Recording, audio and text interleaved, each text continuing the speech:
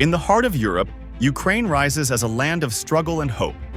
From the golden domes of Kyiv to the plains of the East, its history has been shaped by invasion, resistance, and sacrifice. Yet beyond its borders, Russia sees in Ukraine more than a neighbor. It is the strategic depth every empire deems vital for survival. The Black Sea embodies its eternal dream of reaching the Mediterranean, while the Soviet legacy, Crimea and the Donbas, lands where history turned into conflict. Today, Ukraine defends not only its homeland, but the balance of power that will determine the fate of Europe.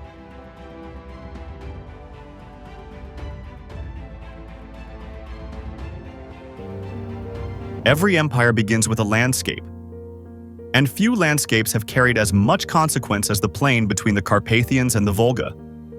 Here, there are no mountains to guard a frontier, no deserts to slow an army. Only distance, endless, silent distance, stretching from Berlin to the Ural Mountains. Across this open corridor, migrations, merchants, and conquerors have moved for 1,000 years. Vikings sailed down its rivers. Tatars rode across its grasslands. Empires rose and vanished, leaving only names on the map. Ukraine stands at the center of it all, a land both gateway and shield. To the west, Europe's forests and markets. To the east, Russia's heartland and fear of invasion. Between them, a space too valuable for peace, too exposed for comfort. Throughout history, this flatness has invited ambition. Each empire that ruled it, Polish, Ottoman, Russian, sought not just territory, but security.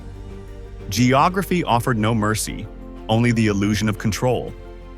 And so the story begins. In the land between empires where borders are temporary, but geography is forever. Few landscapes on Earth are as generous or as tragic as the plains of Ukraine. This is a land where the Earth itself seems alive, dark, and fertile. The locals call it Chernozem, black soil, among the richest anywhere on the planet. For centuries, this soil has been Ukraine's wealth and its doom. It can feed half of Europe, and for half of history, Europe has tried to own it. The geography of Ukraine is an invitation. No mountains to defend it, no deserts to deter invasion. Only a vast plain that stretches unbroken from the Carpathians to the Volga. In 1240, the Mongol armies thundered across this open land, burning Kyiv to the ground. They needed no roads, only the horizon. Centuries later, the Polish-Lithuanian Commonwealth claimed these same fields, building manors and grain ports on the Vistula and the Dnieper. In the 18th century, Catherine the Great's armies swept south, pushing the Russian frontier to the Black Sea. Her goal was not conquest for its own sake, but access to warm water ports, trade routes, and the power to feed an empire. By the 20th century, these same plains became the Soviet Union's breadbasket. Grain from Ukraine sustained an industrial empire, and later became a weapon, as Stalin's policies turned harvest into hunger. And still, through every regime, the geography remains unchanged, flat, fertile, exposed. A land that produces plenty but seldom peace. This is the gift and the curse of Ukraine: abundance without safety, prosperity without rest. Geography made it rich, and history made it contested. But geography is not only measured in soil and distance, it is also measured in rivers, and one river would define both the birth and the battles of a civilization. Long before there were borders or empires, there was a river. The Dnieper, flowing from the forests of the north to the Black Sea, carved the first arteries of civilization through the heart of Eastern Europe. To early settlers, the Dnieper was more than a waterway. It was a road, a living highway connecting the Baltic to Byzantium, the cold forest to the warm Mediterranean. By the 9th century, Varangian merchants, Norse traders, sailed south through its waters, linking northern Europe with Constantinople. Along its banks rose a federation of Slavic tribes, ruled from a city that would become legend, Kyiv. Here began the story of the Kievan Rus, the first shared civilization of the Eastern Slavs. Through this river flowed faith, commerce, and power. Christianity arrived by boat.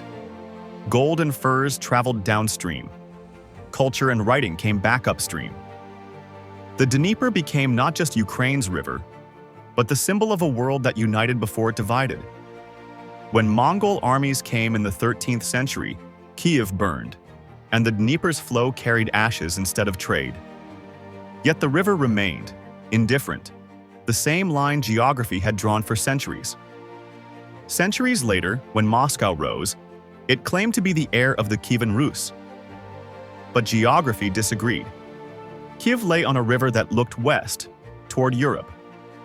Moscow stood on rivers that flowed east, toward Asia. And there, between the currents, destiny divided. The Dnieper gave birth to two worlds, one European in soul, the other Eurasian in ambition, both born from the same water. In the next centuries, geography would no longer just connect civilizations. It would divide them. And from those divisions, new empires would rise.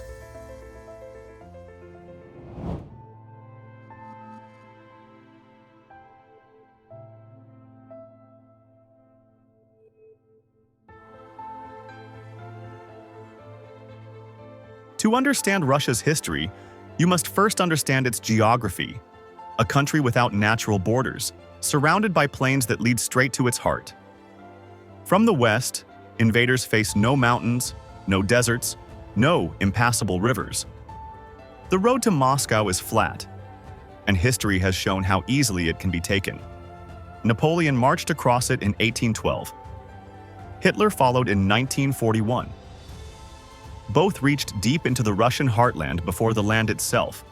The sheer scale, the winter, the distance, defeated them. For Russia, survival has never depended on walls, only on space. This is what strategists call strategic depth, the idea that distance can be a weapon. From the Tsars to the Soviets, every ruler learned the same lesson. To be safe, Russia must expand. Each conquest pushed the border a little farther from Moscow, into the Baltics, the Caucasus, Central Asia, and toward Ukraine. Ukraine became more than a neighbor. It was a buffer, a shield of open plains protecting Russia's western flank. To lose it would mean bringing the frontier of Europe back to Russia's doorstep. Empires may change flags, but geography does not. The same fear that haunted the Tsars and the generals still echoes today. That without Ukraine, Russia is no longer a fortress but a field. This is not politics. It is geography, the silent architect of every empire. But for an empire that measures safety in distance, the sea becomes more than a border. It becomes the prize. And in the south, one body of water would define that struggle. And from those divisions, new empires would rise.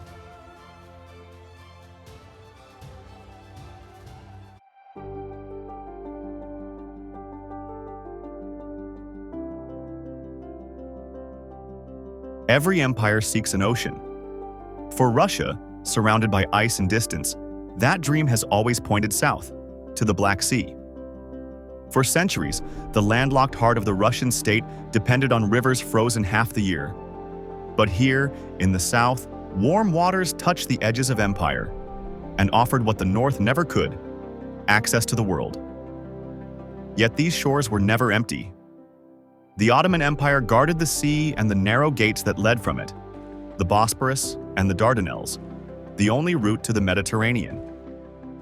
In the 18th century, Catherine the Great launched a campaign to seize the Crimean Peninsula. It was not just conquest, it was geography fulfilled. With the founding of Sevastopol, Russia gained its first warm-water naval base, a window to the south. From this coastline, the empire could trade, deploy fleets, and project power through the Bosporus. For the first time, Russia had a maritime pulse. But every window invites others to look in. The Black Sea became the chessboard of Europe, Britain, France, and the Ottomans clashing with Russia in the Crimean War. The battle was over territory, but the motive was eternal: control of access. A century later, the Soviet Union inherited the same obsession. Sevastopol again became the jewel of its southern fleet, a base for power and a symbol of pride. Even today, the Black Sea remains more than geography.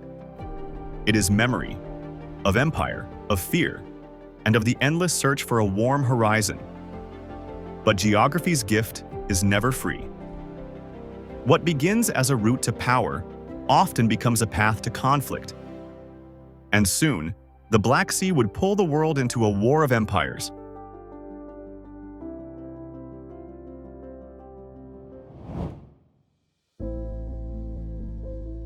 The Soviet Union was more than an empire. It was an experiment, a country built not on mountains or rivers, but on ideology and control. After 1917, the Bolsheviks inherited an empire of dozens of nations, languages, and faiths. To hold it together, they redrew the map, creating republics and borders not from geography, but from politics.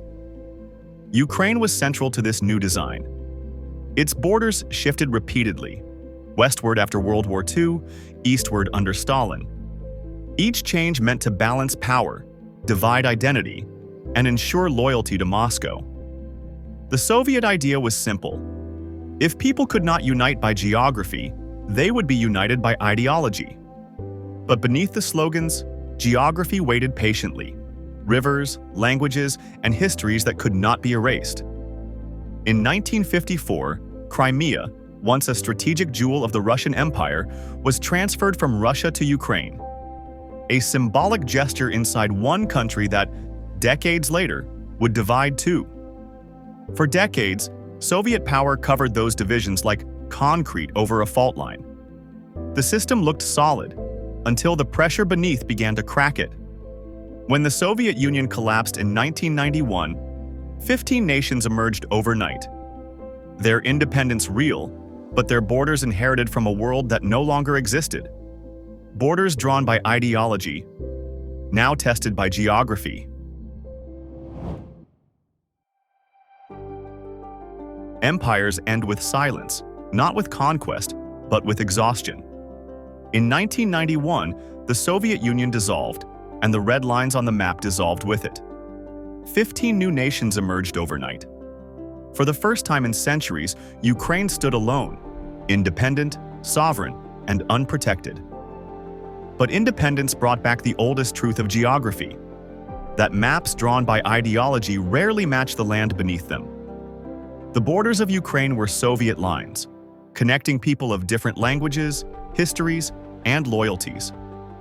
In the West, the memory of Europe, once under Poland and Austria, looked toward Brussels and Warsaw. In the East, cities like Donetsk and Kharkiv still spoke the language of Moscow and remembered Soviet industry. Ukraine inherited the arteries of an empire, pipelines that ran to Russia, ports that opened to the Black Sea, factories built for a system that no longer existed. Its geography remained the same, but the logic that once united it was gone. And yet, something new began to grow, a civic identity that crossed old boundaries. Ukraine was no longer just a frontier between empires. It was becoming a nation, forged by geography, tested by history. But borders drawn on paper never stay still for long.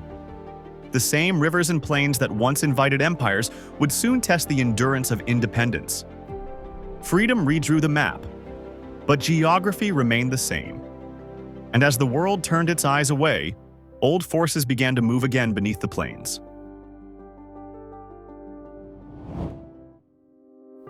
The Cold War ended without a shot, but the geography of power never disappeared. When the Soviet Union collapsed, it left behind a new empire made not of soldiers, but of pipelines. Across the plains of Ukraine run the arteries of the old Soviet system, the gas pipelines that connect Russia to Europe. For Moscow, they became a lifeline to influence. For Kyiv, a reminder that geography still decides who depends on whom. Through these pipelines flowed not just gas, but politics. Each winter brought new negotiations, new threats, and the same silent truth. That energy, like geography, can be a weapon. By the early 2000s, 80% of Russian gas to Europe passed through Ukraine. When prices rose or politics soured, valves closed, and the continent felt it within days. In response, new routes were built to bypass Ukraine, the Nord Stream pipelines under the Baltic Sea. But each alternative carried the same ambition: to control supply and, through it, sovereignty. In this new century, wars were not declared. They were negotiated through contracts, sanctions, and supply routes. Geography had gone digital, but it had not gone away. Ukraine stood once again between two systems, one trading in freedom, the other in fuel. The battlefield was no longer marked by trenches, but by pipelines and tariffs. The frontier had changed, but the struggle remained the same. Whoever controls the flow of energy controls the map. But power built on pipelines cannot hold forever. When influence runs dry, nations turn again to borders, armies, and history.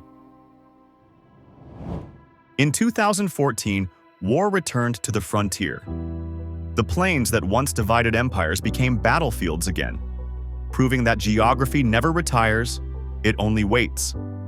When Russia annexed Crimea, it was more than a political act.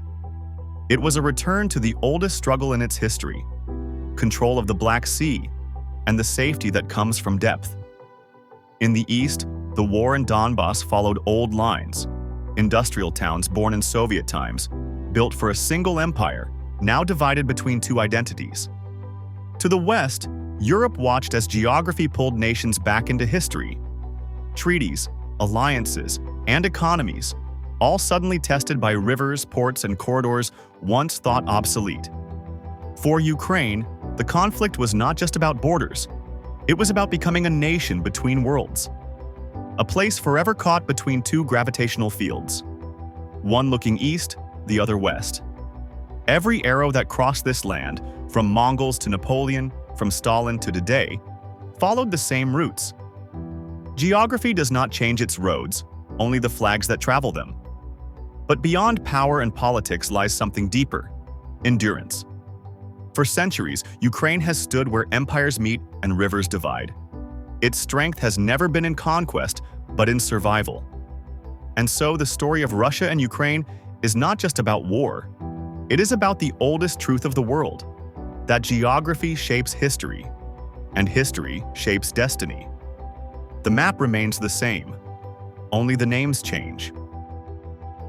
Through every chapter, from the rivers of the Kyiv Rus to the ports of Crimea, one lesson remains constant. Geography is not just the stage of history, it is the script. Empires rise and fall upon its lines. Nations are born within its boundaries, and peace endures only when those boundaries are understood. Ukraine and Russia are not merely neighbors. They are reflections of the same geography, interpreted in two different ways, one looking to security through distance, the other to identity through resilience. The geography of power reminds us that to understand the future, we must read the map, not as a symbol of conflict, but as a mirror of civilization itself. Thank you for joining us on this journey. Leave your reflections below, subscribe to the Geography channel for more geopolitical explorations, and share this video to expand the discussion. See you next time in our ongoing journey through history, power, and place.